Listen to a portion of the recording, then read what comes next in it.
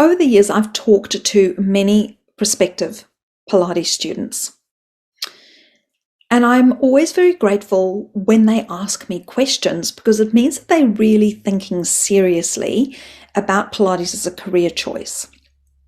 So here are the top 5 questions that I think you need to ask training providers. There are many more, but these you really need to get the answers to so that you can make an informed choice about your training. So question number 1 is, what do I need to do before attending the training program? So what are the prerequisites by your training provider? So there can be a number of different things. They might require you to have attended a certain number of classes before you come on the training course. I think you should be doing that anyway, right? I mean, would you really want to go and become a dentist if you've never been to a dentist? Would you want to become a truck driver if you've never actually learned what it feels like to drive a truck or even been in a truck? So you need to go and do some of those classes. Another thing I strongly encourage you to do is become familiar with anatomy. Anatomy is a backbone of what we do. You don't have to be an anatomist, but you need to at least have some of the concepts that anatomy teaches under your belt, because it makes understanding movement so much easier. It's not that, we can move a particular muscle independently. The body is a really organic movement machine that doesn't rely on just one muscle to move it.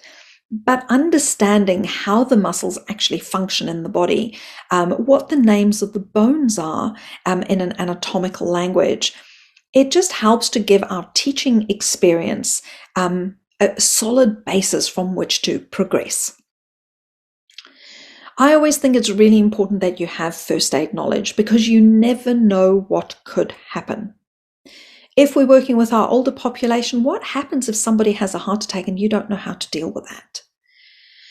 I've been teaching for 27 years. I've never had to deal with that, but I do my first aid every 2 years, just in case.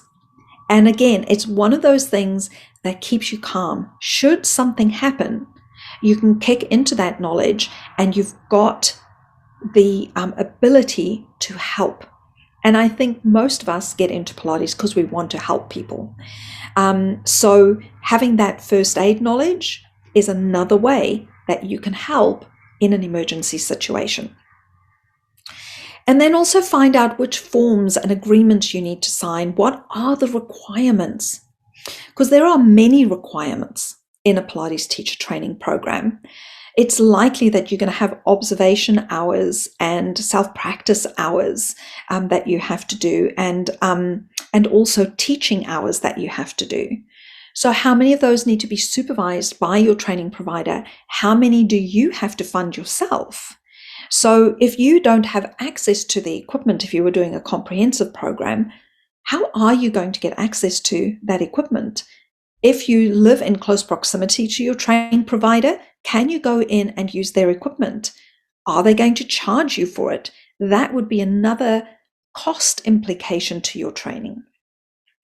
How are you going to observe? Will people allow you to observe in their studios around you?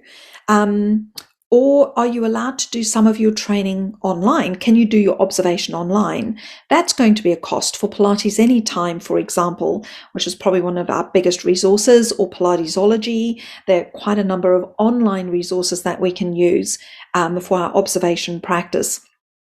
And then for your self-practice, how many hours do you need to see your training provider for? For your teaching practice, how many of those are supervised and how many rely on you? So you need to understand all of that and the cost implication around that if it hasn't been made clear to you, because otherwise your costs can very quickly blow out. I had a discussion with somebody the other day that hadn't realized that there was a requirement for 80 hours of one-on-one instruction that they had to complete. And the cost of each hour was $80. that had not factored into her budget cost. So that became a real source of stress. Make sure that you understand all of the costs. If you have to do your exam, how much does your exam cost? And you know what? I fell into that trap recently with another training course that I did. It wasn't Pilates related, it was something else. I did the training course. I then wanted to do the qualification, and the qualification cost me an additional $600 that I was not aware of at the time because I didn't ask. So, I fall into that trap too. So do listen and follow the advice, because otherwise it can be quite costly and quite shocking. So question number 2 is, how many hours do I need to complete outside of the teacher training blocks? Yeah. So the one-on-one times that you have with your teacher, those are your teacher training blocks. So if you need to come back to be able to use the equipment from wherever you live, what is that going to cost you? What are the expectations for those hours? Some people might allow you to observe online, others might not. So if they won't allow you to observe online, what are your other options in your area? Are you able to talk to various different studio owners? Some of them might charge you, some of them won't. They'll be happy for you to go in and sit and observe. It's not always comfortable. You might not know where to sit or what to do. So, try and find out and ask people around you if you can do those observation hours in their studio before even committing to your teacher training program. Because if you've got nowhere to do the observation, it's going to be really hard for you to fulfill all of those requirements, and it's going to cause you more stress. The same goes for your student teaching and for your self-practice. How much will they charge you in a studio to rent the equipment when the studio is not in use? Which hours are available? Will that be able to fit into your schedule? Because if you're working full time and you only have time at night or on the weekends, and that's when the studio is at its busiest, how are you going to get those hours done? Much easier if you are a mat teacher, because you can do that anywhere. All you need is to get your mat and a few pieces of equipment and away you go. But if you're using equipment like the equipment I've got behind me, that becomes a lot more costly. You can buy the equipment secondhand and actually have it there for you to practice on if you've got the resources to be able to purchase that equipment. So that, there are a lot of other costs and plans that you need to make around your teacher training. So be realistic about your situation and consider whether you might have to break your training into pieces. Maybe you only do the mat this year and then save up so that you can do the reformer the following year, and save up and then do the equipment the following year, if your training provider allows that. If they don't, then maybe you have to look for a different training provider if you can't do the full comprehensive to start with.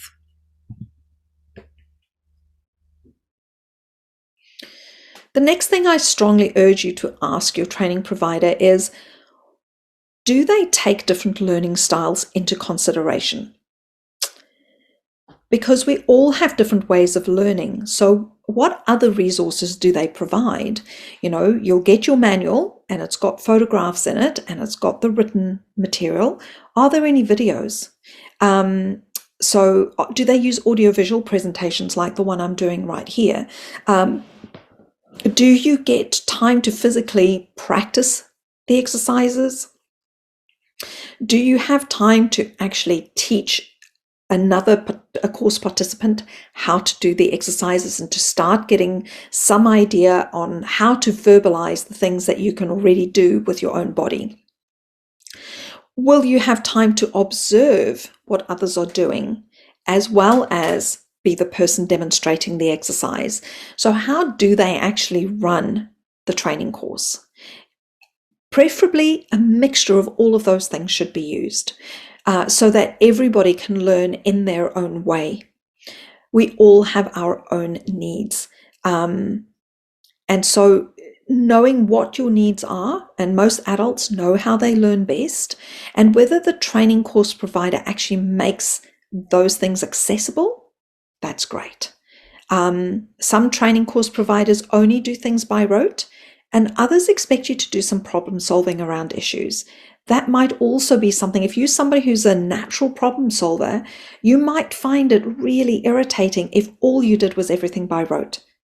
So, or vice versa. If you're somebody who really needs to do a lot of repetition in a particular way, if you've got somebody who's a more creative sort of teacher and requires you to think outside the box, that might not suit your learning style. So figure out what it is that they do and whether it will resonate with you. Question number 4 is, does the training provider teach you how to teach? So by that I mean teaching methodology. Being able to teach movement requires skill, and that skill can be learned, but you can't learn it by osmosis. You actually need to have it explained to you, and you need to practice it.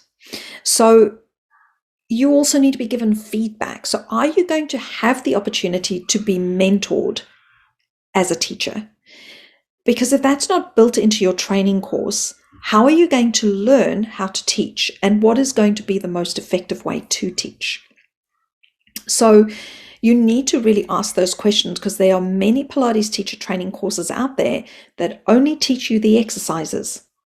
They don't actually teach you how to teach.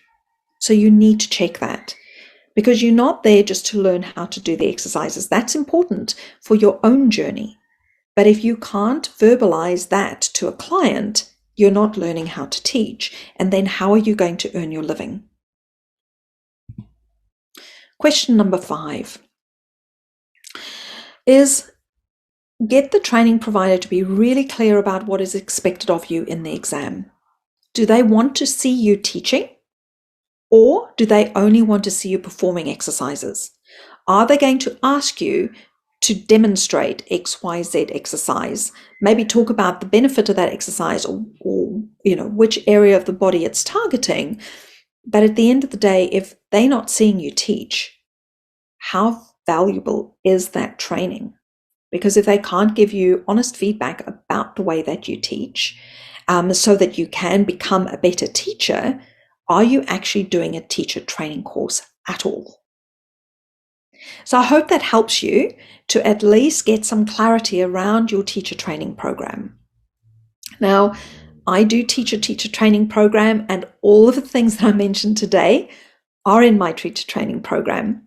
And I know how important they are because of the training that I went through and the holes that I saw in my teacher training. So I hope that helps you and brings a lot more clarity to your journey to becoming a Pilates teacher.